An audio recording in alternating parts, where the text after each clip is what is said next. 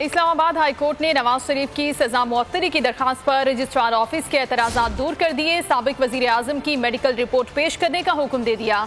समाअत अब कल होगी। मेडिकल सुपरिटेंडेंट सर्विसेज अस्पताल को भी जाती हैसियत में तलब कर लिया। फैसला कल ही सुना दिया जाएगा।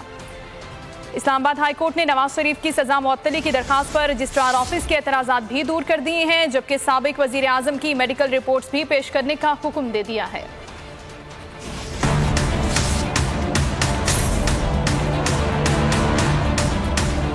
नवाज शरीफ की हालत खराब है, किसी भी वक्त कुछ भी हो सकता है। साबिक वजीर आजम के वकील ख्वाजा हारिस के इस्लामाबाद हाई कोर्ट में दलाइल एतराज के खिलाफ अहम तरीन अदालती नजीरें पेश की। अदालत ने रजिस्ट्रार ऑफिस के एतराज खत्म कर दिए। नवाज शरीफ की सजा मुअत्तली के लिए शहबाज शरीफ की दरख्वास्त पर कल ही समाअत का फैसला कर लिया।